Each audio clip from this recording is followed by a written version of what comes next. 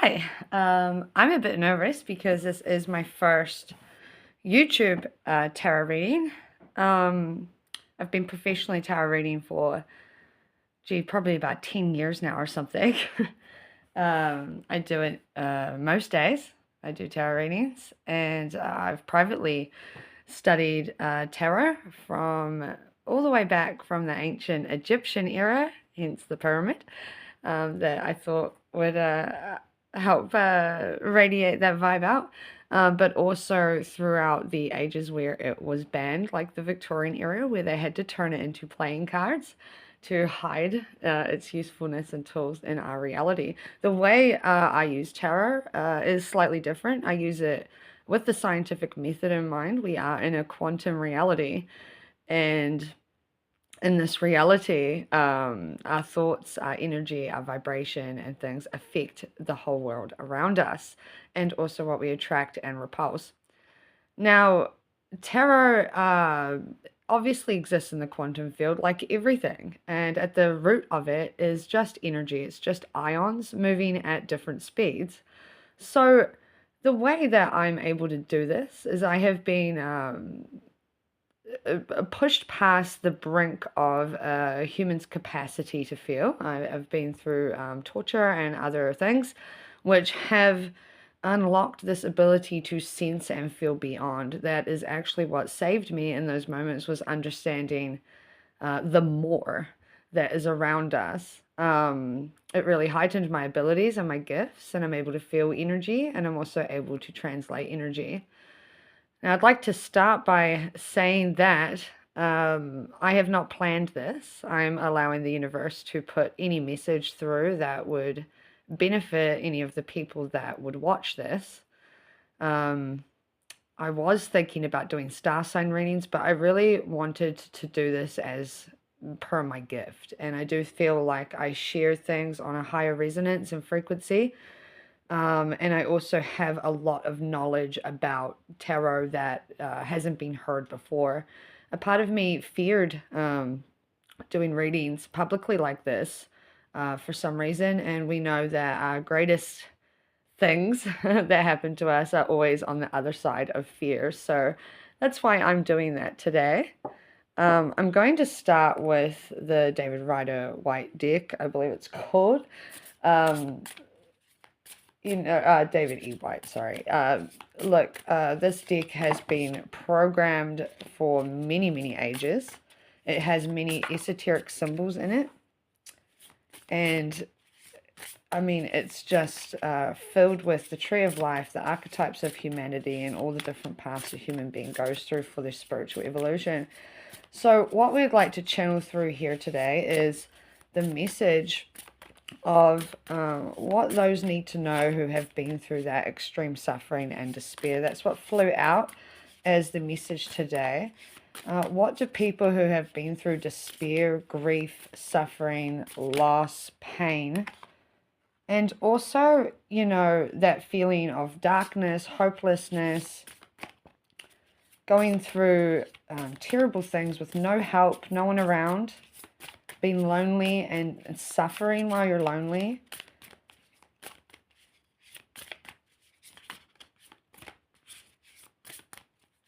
There we go. I do get a sense or feeling when the energy has been put into the deck sufficiently. Now, keeping in mind the quantum field, the reason I can do that and these cards are accurate is because when you're not looking at something, you're not observing it, it can be anything at all. So it can change state. This is quantum mechanics. It's actually very complicated how that aspect of our scientific reality works, but there is science for this now. And obviously that was why it was banned all those years ago, because it really transforms the soul and gives information at a much more root level that will assist in a much deeper way, in a way that will actually change lives. Many people live in the Groundhog Day, around, around, around, around, and the same things happen, and they do the same things, and they don't grow. So the tarot is there to help people grow. Now, we're talking about this pain and suffering, this loneliness, being left in a state where you absolutely feel like you're dying. You know, you feel like there's nothing to live for. You feel like you're dying. You don't have the energy. You don't have the resources. You do need help. Um, what do you do? I actually had touched on a reading like this yesterday, and so it must be very much a collective thing right now that many of the higher or awakened beings have experienced, and maybe are still dealing with ongoing issues because of that. And I'm being called to remember what I said yesterday, which is when you're in that state, when you're in that complete lack, it's just completely awful. You can see how that's where you see the mirror of your soul energy. That's where someone has already discovered their soul. They know they have one, but they've not seen how powerful it is yet. They don't really, they might understand that, but they don't really understand how powerful it is when you're in loss, suffering, pain, despair, sorrow, grief, depression. They don't really get how a little droplet yet of their soul creates a massive ripple of light. One drop of light in a dark room will light up the whole room. And that's what whoever's listening to this, discovered in that period of time, was that even just the slightest little piece of your light will light up an entirely dark room. And that's how powerful and meaningful it is when you do what your soul calls you to do, when you say what your soul calls you to say. Um, this offered you the ability to take that leap of faith and do that. You know, give those little drops of light here and there. And you would have seen evidence of this, how powerful it is, how you've changed people forever. How even though maybe the whole world, and it does show me this, that the whole world essentially, like everything around you, was warning you not to be that way, telling you not to do those things, that you did them anyway. Because you had faith, you knew that you had, even though very little, for this path, that this was the path that you had to take. That even though it was going to be hard, it was going to be harder work for someone who's already in there. You know, you had to walk a whole journey for this path with very, very little help, with very little resource. And you trusted and did that anyway, because you saw how powerful your light was. Okay. It's like a loyalty, a faith in your own inner light. And so this person, you know, you may wonder, why did I go through such darkness? Why was it so bad for me? Why is it when I'm, you know, light, when I am a soul, when I am these things, you know, and I'm seeing rainbows, as you can see that on the screen, you know, why is it when I'm a whole aura, a whole rainbow of energy, why would I have to suffer? That is exactly why. Because you could not see how penetrative your rainbow, your aura, your energy, your presence, your way of unique being can impact the entire world. And that was the change that needed to happen, because there was fear holding you back from being authentically bright, holding you back from really actually fully shining that light, fully letting that unique way of being completely out, authentically, with no fear, regardless of warning, regardless of people saying no, saying this thing, picking on you, you know, creating hostility or aggression at you, that you actually would do that anyway because you knew. So it's like a foundational security in your own soul is why those things happened. You needed to be secure and safe that your soul really does have the capacity, really does have the energy, really is what you thought it is. Um, and of course, you can see how that security, that foundation of knowing honestly who you are and how powerful you are and how effective your energy is, that would be very important to change lots of things about yourself that were happening at that time. Mentally, lots of energy. Lots of energy and passion and drive and want, but going back and forth. So those foundations will help. Understanding that, what I just explained, understanding that at a core level will help and create the foundation and security of your mind. because your mind can go very, very dark. You can rush back and forth in your mind with different concepts, different reasons, different realities. And it's very fast moving. It's like there and then there and then there and then there. And it's very, very fast moving. So there does need to be some emotional stability. There does need to be like a core identity beneath all of the turbulence of all the energy that you have felt, experienced, and been in your life. And that foundation of security comes emotionally.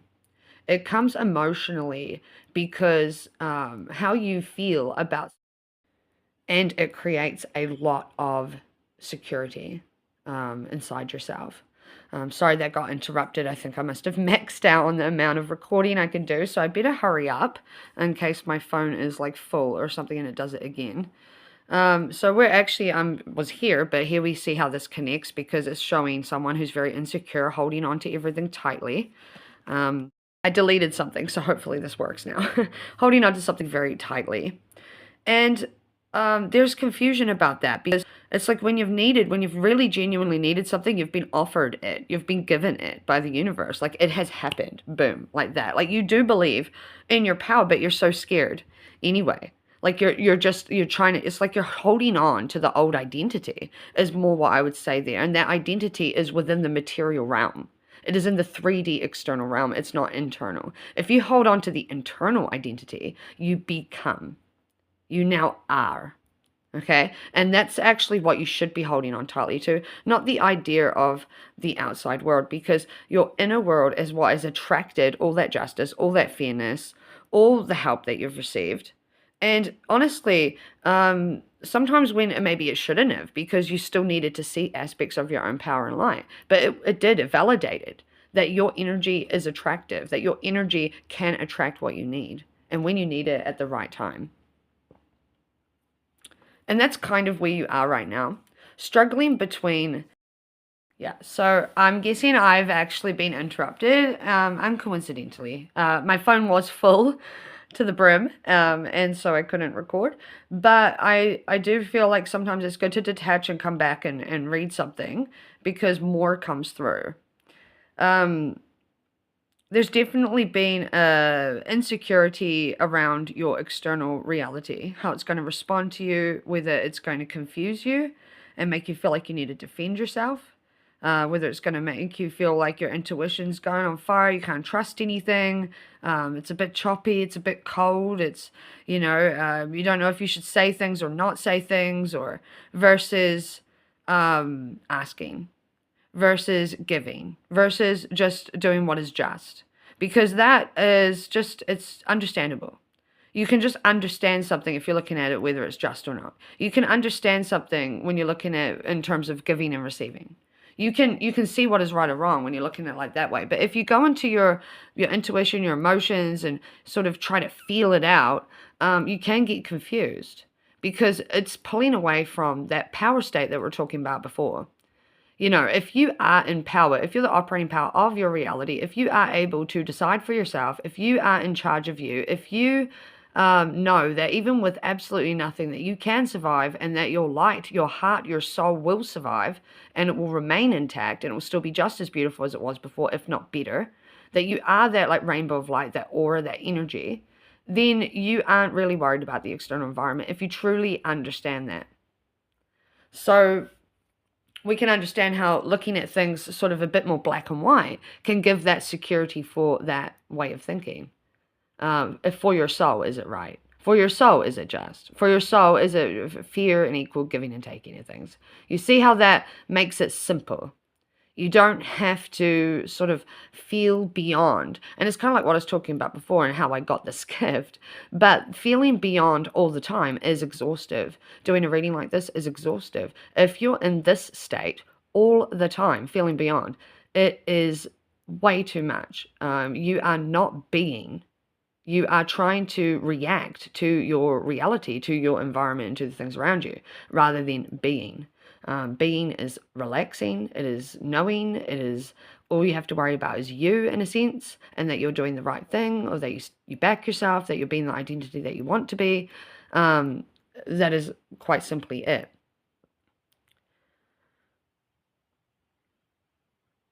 It's like you are chasing after that happiness, though. You've never stopped. But it's like you think you always have to walk through treacherous paths to get there. Like it has to be really, really hard work to reach that happy place. And you can see how that would be manifesting it to go that way. Because you believe it's going to be that way. You believe you have to be kind of in like a little bubble all by yourself to be happy now, because that's what got you out of depression. But really, you kind of want to be pursued with happiness. You want happiness to pursue you at the same time as thinking that you have to do all kinds of terrible things and big things and hard things and go through all kinds of suffering and stuff to reach it, when you can actually just do it now. It can happen right now. You don't have to go through pain and suffering to reach that soul level of joy and love and things anymore. You learned how to create it. So you create it right now. Hopefully that makes sense. If you need more of an elaboration on that, please do leave a comment. I felt like an energy there of someone needing me to elaborate on that a little bit. Okay, so in terms of communicating your thoughts, feelings, look, it does feel like you can't for some reason. It feels like you've had to sort of take or something.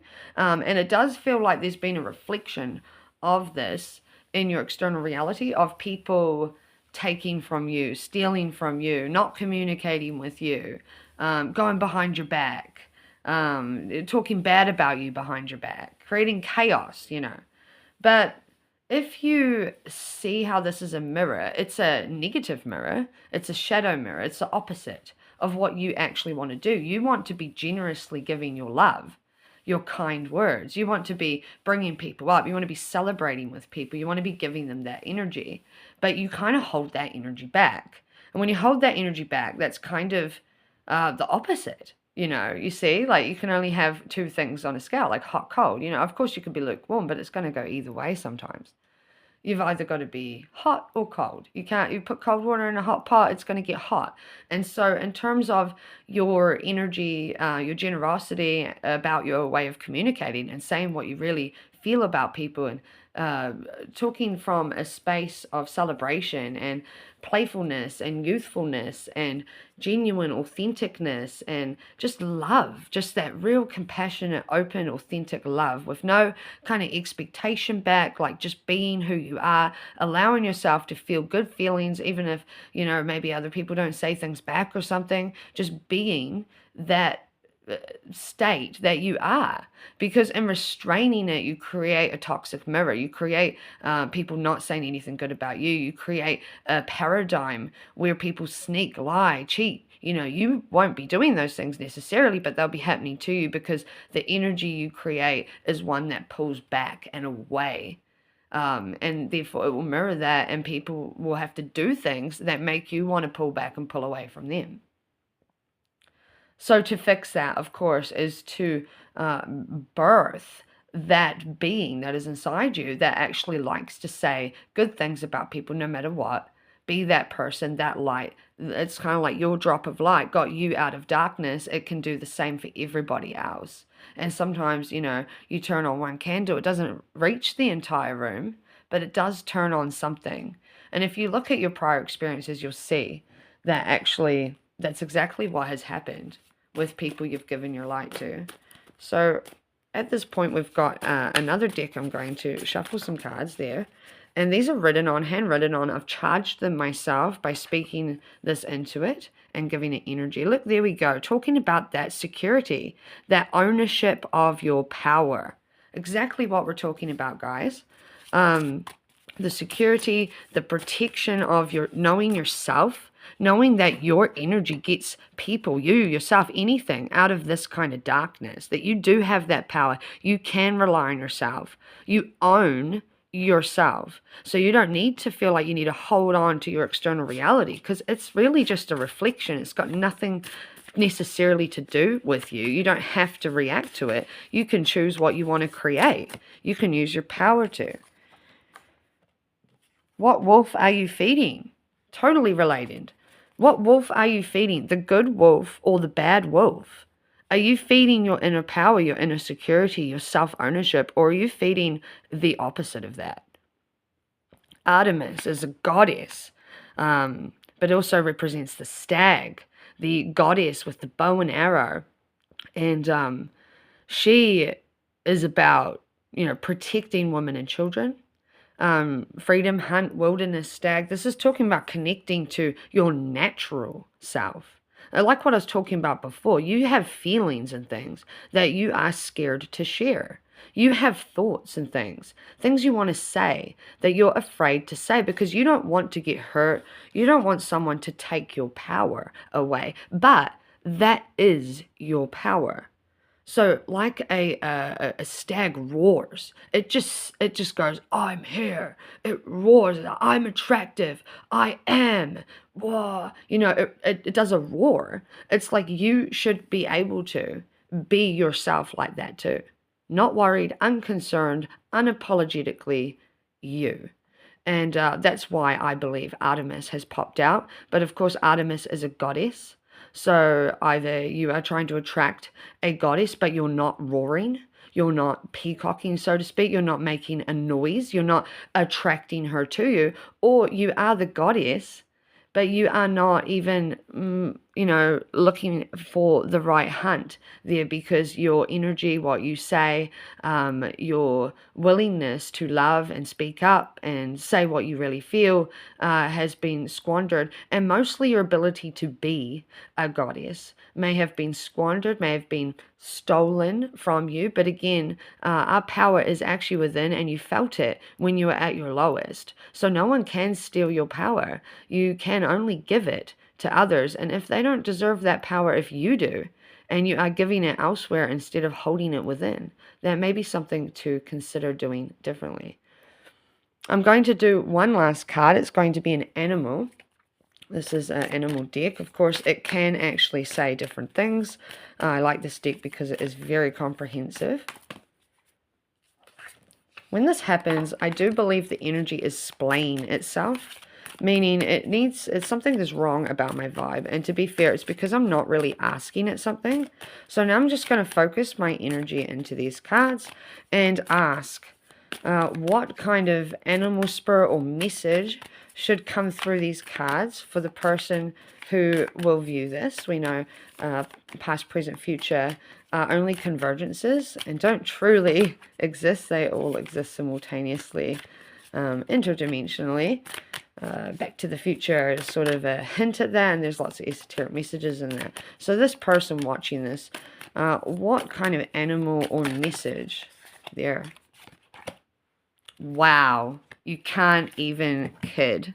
There we go. This one, Artemis. Exactly what I was saying, the strength to either be the goddess within or the strength to roar, the strength to make yourself known and obvious and put yourself, even though it may feel dangerous to put yourself out there, the ability to do so, the ability to have the strength to be unapologetically you. There you go. If you enjoyed that reading, if you've watched it the whole way through, please like. Please leave a comment if that resonated. Tell me what popped out particularly for you.